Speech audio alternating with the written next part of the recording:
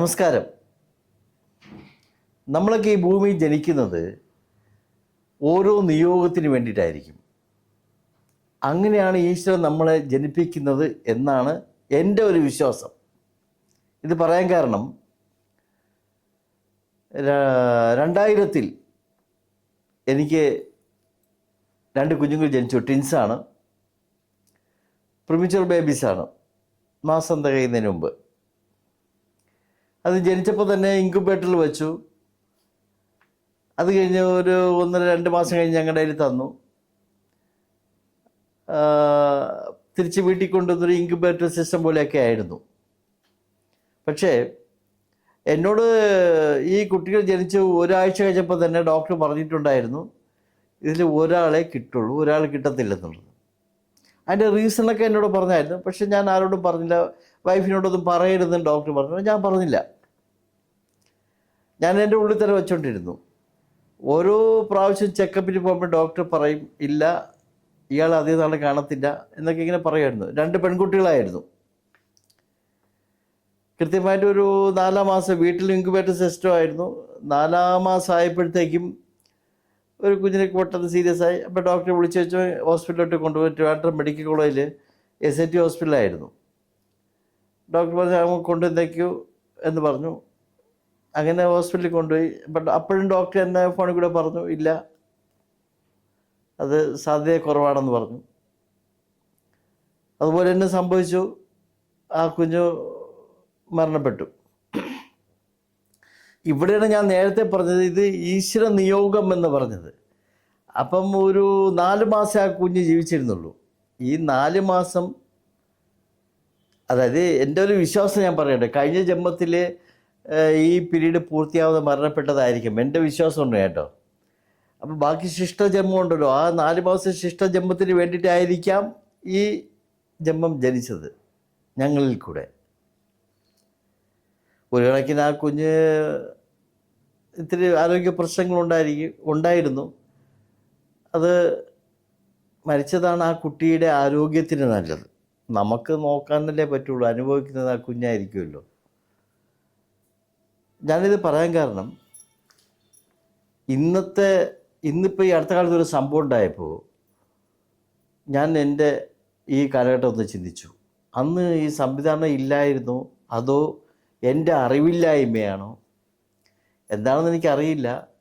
10-25 വർഷം കഴിഞ്ഞില്ലേ. ഒരു കുഞ്ഞ് മറ്റേ കുഞ്ഞ് നല്ല സന്തോഷമായിട്ട് കഴിഞ്ഞു. 10-25 വയസ്സായി, അതിന് വിവാഹം കഴിഞ്ഞു, നല്ല സന്തുഷ്ടമായിട്ട് കഴിയുന്നു. ഞാൻ പറഞ്ഞു തന്നത് ഈ അടുത്ത കാലത്തുണ്ടായ സംഭവത്തെക്കുറിച്ചാണല്ലോ. അതായത് ഒരു അഭിഭാഷകനായ അരുൺ എബ്രഹാം ഭാര്യ Chengannur Mar Severios B.Ed training college അധ്യാപിക ഷെറിൻ ആൻ ജോണും അവരുടെ 10 മാസം പ്രായമുള്ള കുഞ്ഞും അവരുടെ അമ്മയൊക്കെ ഉണ്ടായിരുന്നെന്ന് തോന്നുന്നു, കാറിൽ ഈ 10 മാസം പ്രായമുള്ള കുഞ്ഞുമായിട്ട് യാത്ര ചെയ്യുകയായിരുന്നു. MC റോഡിൽ പള്ളം ബോർമ കവലവച്ചിൽ എതിർദിശയിൽ വന്ന വാഹനം ഇടിച്ച് നല്ലൊരു ആക്സിഡൻ്റ് ആയിരുന്നു. ഈ കുഞ്ഞ് ഇത്തിരി സീരിയസ് ആയിപ്പോയി. ഈ കുഞ്ഞ് കാറിൻ്റെ പിൻസീറ്റിലെ അമ്മുമ്മയുടെ മടിയിൽ കിടന്ന് ഉറങ്ങുകയായിരുന്നു. ഈ കുഞ്ഞ് പിന്നെ ഉണർന്നിട്ടില്ല, ആക്സിഡൻറ്റിൽ അബോധാവസ്ഥയിലായി അഡ്മിറ്റ് ചെയ്ത്. 8ാം ദിവസം ആ കുഞ്ഞു മരണപ്പെട്ടു, യാത്രയായി. പക്ഷേ ഇവിടെ അരുൺ എബ്രഹാം അദ്ദേഹത്തിൻ്റെ ഭാര്യ, അതായത് ഈ കുഞ്ഞിൻ്റെ അമ്മ ഷെറിൻ ആൻ ജോണും വളരെ നല്ലൊരു തീരുമാനം സമൂഹത്തിന് വേണ്ടി എടുത്തു. അവരുടെ കുഞ്ഞിൻ്റെ പേര് ആലിൻ ഷെറിൻ എബ്രഹാം എന്നാണ്, മരിച്ചുപോയ കുഞ്ഞിൻ്റെ പേര്. അവരുടെ തീരുമാനം എന്തെന്ന് വെച്ചാൽ, ഈ കുഞ്ഞിൻ്റെ അവയവങ്ങൾ മറ്റുള്ള ഇതുപോലെ പ്രശ്നമായി കിടന്ന് സീരിയസ് ആയിട്ട് കിടക്കുന്ന കുട്ടികൾക്ക് എന്തെങ്കിലും ഉണ്ട് ദാനം ചെയ്യാം എന്നുള്ളൊരു തീരുമാനം. എന്ത് നല്ല തീരുമാനമല്ലേ ഇത്! ഈശ്വര നിയോഗമല്ലേ. ഞാൻ തുടക്കത്തിൽ പറഞ്ഞിരുന്നു, നമ്മൾ ഓരോരുത്തരും ഈ ഭൂമിയിൽ ജനിക്കുന്നത് ഈശ്വരന് എന്തെങ്കിലും നിയോഗങ്ങൾ നമ്മൾ ഏൽപ്പിച്ചുകൊണ്ടായിരിക്കുമെന്ന് ഞാൻ പറഞ്ഞ എൻ്റെ ഒരു കൺസെപ്റ്റ് ഞാൻ പറയുകയാണ്. അപ്പോൾ ഈ മരിച്ചു കുഞ്ഞ് ആലിൻ ഷെറി എബ്രഹാം, ഈശ്വരൻ ആ കുഞ്ഞ് 10 മാസം ജീവിപ്പിച്ചത് മറ്റൊരു നിയോഗത്തിന് വേണ്ടി, മറ്റു 3-4 പേരുടെ ജീവന് വേണ്ടിയിട്ടാണ്. എൻ്റെ കാഴ്ചപ്പാടാണ് കേട്ടോ. അതായത് ഈ കുട്ടിയുടെ കരള് ഇവിടെ ഞാൻ എഴുതി വച്ചിട്ടുണ്ടായിരുന്നു. ഈശ്വര നിയമമല്ല, ആലിൻ്റെ കരൾ TVM കിംസ് ആശുപത്രിയിലും, വൃക്ക TVM മെഡിക്കൽ കോളേജിലും, ഹൃദയവാൾവ് TVM ശ്രീചിത്രയിലും, നേത്രപടലം കൊച്ചി അമൃത ആശുപത്രിയിലെ നേത്ര ബാങ്കിൽ, തിരുവനന്തപുരത്ത് കിംസ് ആശുപത്രിയിൽ 6 മാസം പ്രായമുള്ള ദ്രിയ എന്ന പേരിൽ ഉള്ളൊരു കുഞ്ഞിനാണ് കരൾ കൊടുത്തത്. കരൾ സംബന്ധമായിട്ടുള്ള അസുഖത്തിന് 6 മാസം പ്രായമുള്ളൂ. ആ കുഞ്ഞിനാണ് കരൾ കൊടുത്തത്. മെഡിക്കൽ കോളേജിൽ 10 വയസ്സുകാരിയ ഒരു കുട്ടിക്കാണ് ആലിൻ്റെ 2 വൃക്കളും കൊടുത്തത്. ഈ 2 വൃക്ക കൊടുക്കാൻ കാരണം ഈ കുഞ്ഞായതുകൊണ്ട് ഈ 2 വൃക്ക വേണം എന്നുള്ളൊരു എന്തോ ഡോക്ടേഴ്സിൻ്റെ നിഗമനങ്ങളാണ്. അവർക്കെല്ലാം അതിനെപ്പറ്റി അറിയാവുള്ളൂ. അവരുടെ തീരുമാനപ്രകാരം വേറൊരു മോക്ക് 10 വയസ്സുള്ളൊരു കുട്ടിക്ക് വേണ്ടി ഈ 2 വൃക്കളും കൊടുത്തു. അപ്പോൾ ഓരോന്നും ഓരോരുത്തർക്ക് വേണ്ടിയിട്ട്. ഞാൻ പറയുന്നു, ഈശ്വരൻ അതിന് വേണ്ടിയിട്ട് ഈ ആലിനെ ജനിപ്പിച്ചത്, ഈ ബാക്കിയുള്ളവർക്ക് വേണ്ടിയിട്ട്. ഈശ്വരൻ ഏത് രൂപത്തിലാണ് വന്നതെന്നറിയാമോ? ഞാൻ ആലിൻ്റെ അച്ഛനും അമ്മയുടെ അരുൺ എബ്രഹാമിൻ്റെ പേരിലും അദ്ദേഹത്തിൻ്റെ ഷെറിൻ ആൻഡ് അവരുടെ രൂപത്തിലല്ലേ. അപ്പോൾ ഈശ്വരൻ ഏതൊക്കെ രൂപത്തിലാണ് അവതരിക്കുന്നത്? മനുഷ്യ നന്മയ്ക്ക് വേണ്ടിയിട്ട് അവരിൽ കൂടെയല്ലേ പ്രവർത്തിച്ചത്. അവരുടെ തീരുമാനം എന്ത് ശരിയായിരുന്നു? അവരെ നമ്മൾ നമിക്കണ്ടേ?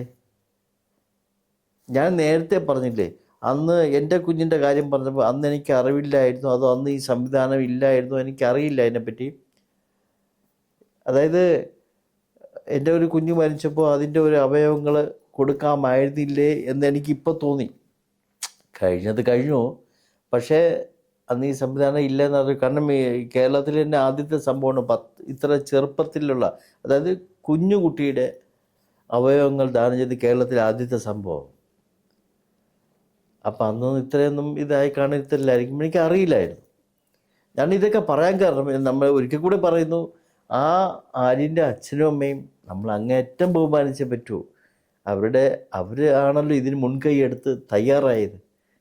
ആ മനസ്സിന് എന്തു പറയാനായിട്ട്? അവർക്ക് നല്ല പുണ്യം കിട്ടട്ടെ എന്ന് പ്രാർത്ഥിക്കാനേ നമുക്ക് പറ്റൂ. അതുപോലെ തന്നെ ആ കുഞ്ഞിനും, ആലിൻ എന്ന് പറയുന്ന കുഞ്ഞിനും അതിൻ്റെ ആത്മാവിന് നല്ല ശാന്തി കിട്ടട്ടെ എന്ന് നമുക്ക് പ്രാർത്ഥിക്കാം. ഞാൻ ഇതൊക്കെ പറയാൻ കാരണം, നമ്മൾ സമൂഹം ചിന്തിക്കണം. അതായത് ഇങ്ങനെയൊക്കെ മരണപ്പെടുന്നവരും അല്ലാത്ത രീതിയിൽ മരണപ്പെടുന്നു, ഏത് തരത്തിൽ മരണപ്പെട്ടാലും പ്രായം നോക്കാതെ, അതാണ് ഞാൻ അങ്ങനെ പറഞ്ഞത്. മരണപ്പെട്ട ആൾക്കാരും എത്രയോ അവയവങ്ങൾക്ക് വേണ്ടിയിട്ട് ആൾക്കാർ കിടന്ന് കഷ്ടപ്പെടുന്നു. ഇപ്പം ഞാൻ നേരത്തെ പറഞ്ഞ ദ്രിയ എന്ന കുട്ടിക്ക് വൃക്ക കൊടുത്തത്, അതിന് വേണ്ടിയിട്ട് സാമ്പത്തികമായിട്ട് അത് ഭയങ്കര ബുദ്ധിമുട്ടാണെന്ന് കേൾക്കുന്നു. അതിന് വേണ്ടിയിട്ട് ദ്രിയയ്ക്ക് കരളാണ് കൊടുത്തത്. അതിന് വേണ്ടി ബാക്കി ട്രീറ്റ്മെൻറ്റിനൊക്കെ അതൊരു പാവപ്പെട്ട കുട്ടിയാണെന്നു. അതിന് വേണ്ടിയിട്ട് ഒരു സാമ്പത്തിക ഇതൊക്കെ നടക്കുന്നുണ്ട്. അത് ചെയ്യാൻ പറ്റുന്നവർ ചെയ്യുക. ഞാൻ പറഞ്ഞു വന്നത്, ഇങ്ങനെയൊക്കെയുള്ള അവസരങ്ങൾ ഈ ആലിൻ്റെ അച്ഛനും അമ്മയും ചെയ്തതുപോലെ സമൂഹം നല്ല തീരുമാനങ്ങൾ എടുക്കണം മറ്റുള്ളവർക്ക് വേണ്ടിയിട്ട്. അത് പറയാൻ വേണ്ടിയിട്ടാണ് ഞാൻ ഇങ്ങനെ പറഞ്ഞത്. നിങ്ങൾ തന്നെ ചിന്തിച്ചു നോക്കൂ. നമ്മളെല്ലാവരും ഞാൻ നേരത്തെ പറഞ്ഞതുപോലെ നമ്മളെല്ലാവരും ഈ ഭൂമിയിൽ ഈശ്വരൻ ജനിപ്പിക്കുന്നത് ഓരോരോ നിയോഗത്തിലായിരിക്കും. ആ നിയോഗം എന്താണെന്ന് നമ്മൾ കണ്ടെത്തി അത് ചെയ്യണം. ആലിൻ്റെ അച്ഛനും അമ്മയ്ക്ക് ഒരിക്കൽ കൂടി നമുക്ക് നന്ദി പറയോ, അവരുടെ നന്മയ്ക്ക് വേണ്ടി പ്രാർത്ഥിക്കുകയോ ചെയ്തുകൊണ്ട് നിർത്തുന്നു.